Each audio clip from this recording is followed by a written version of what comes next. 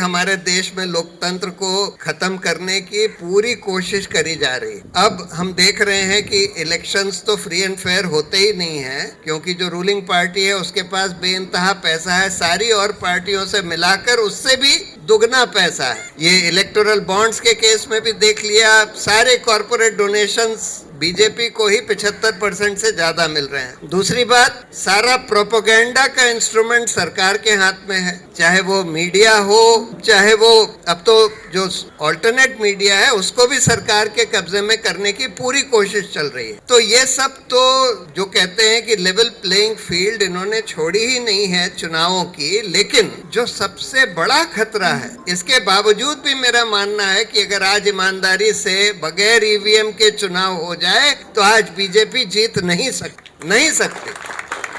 लेकिन ईवीएम के बारे में, एक इलेक्ट्रॉनिक वोटिंग मशीन के बारे में एक बहुत ही बढ़िया एक सिटीजन्स कमीशन बना जस्टिस लोकुर के नेतृत्व में। उन्होंने रिपोर्ट दी सारे दुनिया के सबसे बड़े एक्सपर्ट्स की राय सुनकर कि भाई ये जो वोटिंग मशीन्स का जो डिजाइन है वो ऐसा है कि इसमें मैनिपुलेशन आसानी से किया जा सकता है, ये रिलायबल नहीं है। और करीब करीब सारे देशों में, दुनिया भर में ईवीएम्स अब हटाए जा चुके हैं, वापस पेपर बैलेट पे आया जा चुका है। हाल में बांग्लादेश में भी हुआ। जर्मनी के तो कॉन्स्टिट्यूशनल कोर्ट ने फैसला देकर बोला कि इलेक्ट्रॉनिक वोटिंग मशीन नहीं लगाई जा सकती। लेकिन यही लोग पहले जब ऑपोजिशन में थे तो डिमांड करते थे कि इलेक्ट्रॉनिक वोटिंग मशीन्स को हटाइए। अब ये सत्ता में आ गए हैं और 2017 में जो वीवीपैट मशीन है उसका भी डिजाइन बदल दिया। उसमें एक ट्रांसपेरेंट शीशा था, उसको हटाकर एक ब्लैक ओपेक शीशा लगा दिया, जिससे कि आप बाहर से अंदर देख ही नहीं सकते कि उस वीवीपैट मशीन के अंदर क्या हो रहा है, जब तक अंदर से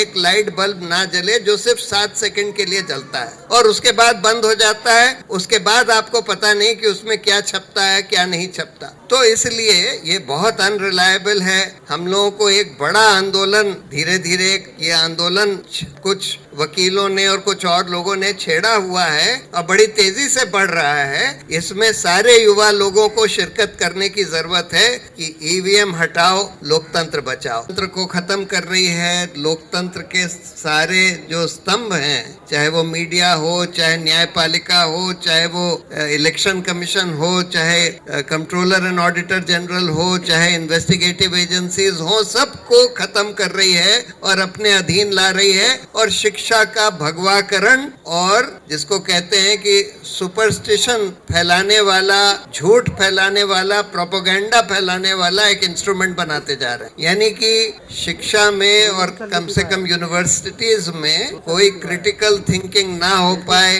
कोई जना कोई चीज पर सवाल ना उठा पाए, बस प्रोपेगेंडा ही चले, इस तरह की शिक्षा बनाई जा रही। अब सवाल ये है कि हम लोग इसमें क्या कर सकते हैं, खासकर जो युवा लोग हैं उनका क्या रोल है। देखिए, आज इस देश में कई ऐसे आंदोलन हुए हैं जिसमें युवाओं ने ही अगुवाई करी, चाहे वो 74 के दौर में जो जयप्रकाश नारायण ने एक आंदोलन शुरू किया था वो आंदोलन रहा हो जिसमें युवा ही ज्यादा इन्वॉल्व थे, चाहे ये भ्रष्टाचार विरोधी आंदोलन रहा हो। किसी भी देश में जब कोई बड़ा मूवमेंट और निर्णायक मूवमेंट खड़ा होता है तो युवा ही लोग उसकी अगुवाई करते हैं। उसके 2 बड़े कारण हैं, बल्कि 3 बड़े कारण। पहला तो कारण ये है कि युवा लोगों को ही अपनी जिंदगी, वही सबसे बड़े स्टेक होल्डर हैं सोसाइटी के। हम लोगों की तो जिंदगी चलिए काफी खत्म हो चुकी है, लेकिन युवाओं की तो पूरी जिंदगी उनके सामने है। तो अगर इस देश में लोकतंत्र खत्म होता है, सभ्यता खत्म होती है, क्योंकि इस देश में सिर्फ लोकतंत्र ही नहीं, सभ्यता ही खत्म करी जा रही है।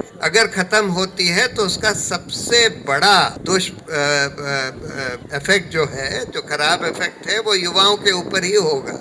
और दूसरी बात यह है कि युवाओं में ही वो एनर्जी होती है जिसकी जरूरत होती है कोई बड़ा मूवमेंट खड़ा करने। तो आज इस देश में बहुत सारे मुद्दे हैं। हमारे देश में लोकतंत्र को जिस तरह से कुचला जा रहा है, जिस तरह से सांप्रदायिकता फैलाई जा रही है, नफरत फैलाई जा रही है, झूठ फैलाया जा रहा है, सब चीजों के बारे में आंदोलन खड़ा किया जा सकता है। लेकिन एक वो आंदोलन है जो बेरोजगारी का है, जो कि सीधा सीधा युवाओं युवाओं को अफेक्ट करता है, जो इतनी बड़ी समस्या हो गई है देश में बेरोजगारी की, उस पर तो बिल्कुल पूरा देश तैयार है, समाज तैयार है।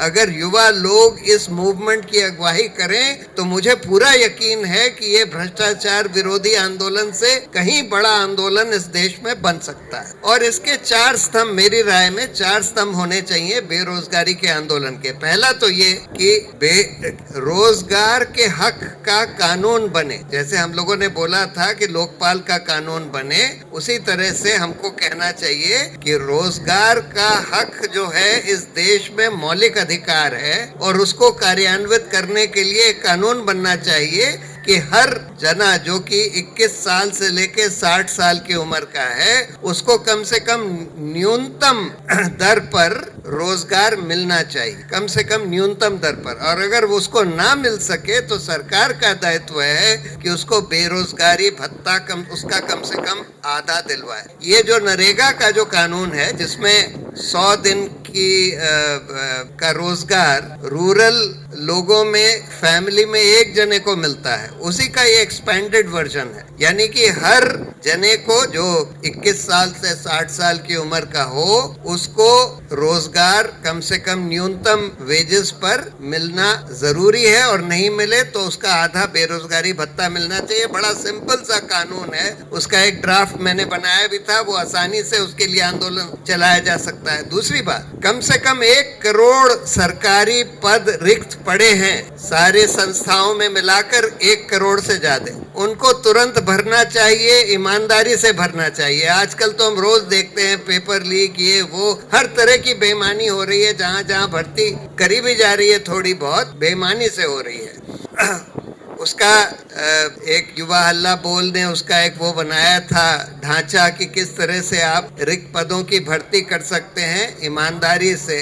6 महीने के अंदर उस तरह का हम लोग फॉर्मूला बनाकर दे सकते हैं कि भाई सारे रिक्त पद की भर्ती इतनी जल्द 6 महीने के अंदर करी जाए, इस तरह से करी जाए। यहाँ पर अंधाधुंध निजीकरण किया जा रहा है। देखिए, निजीकरण 2 तरह की संस्थाओं में बिल्कुल नहीं होना चाहिए। एक वो संस्था है जो नेचुरल मोनोपोलीज हैं, जैसे पोर्ट्स हैं, एयरपोर्ट्स हैं, रेलवे है, ये सब नेचुरल मोनोपोलीज हैं। मोनोपोली कभी भी कोई निजी कंपनी के हाथ में नहीं होनी चाहिए, लेकिन यहाँ तो हम देख रहे हैं सारे पोर्ट, सारे एयरपोर्ट्स अडानी कंपनी को ही दिए जा रहे हैं, और रेलवे का भी निजीकरण करने की अब सरकार कोशिश कर रही है। तो जो नेचुरल मोनोपोली सेक्टर्स हैं उसमें कोई निजीकरण नहीं होना चाहिए, पहली बात तो ये। दूसरी बात, जो सोशल सेक्टर्स हैं जहां पर हमको सब्सिडी देने की जरूरत होती है, health, education, banking, health education तो अगर आप प्राइवेटाइज कर दें तो आम आदमी तो अफोर्ड ही नहीं कर सकता। उसी तरह से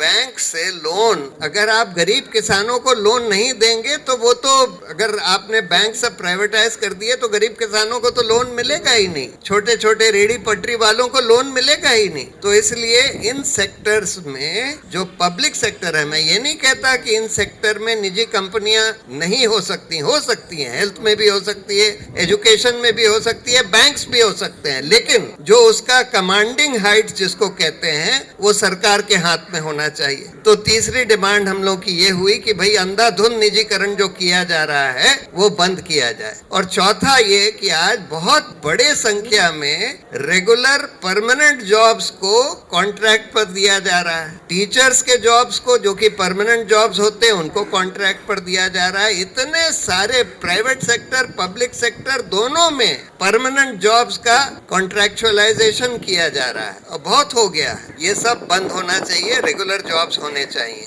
तो इन 4 स्तंभों के ऊपर हम लोग, कम से कम युवा वर्ग जो है, एक बहुत बड़ा आंदोलन इस देश में खड़ा कर सकता है, बहुत जरूरी है। बहुत सारे इश्यूज हैं जिसमें युवाओं को आगे आने की जरूरत है, लेकिन ये 1-2 ऐसे इश्यूज हैं, एक तो रोजगार का और एक ईवीएम का, जो पूरा हमारे पूरे आर्थिक व्यवस्था और हमारे लोकतंत्र के जड़ पर जाता है। इस पर तो तुरंत युवाओं को सड़कों पर उतरना चाहिए। यही मैं सब कहना चाहता था। अगर ऐसा होता है तो मुझे पूरी उम्मीद है कि हम इस लोकतंत्र को बचा पाएंगे, बीजेपी को हरा पाएंगे। जय हिंद।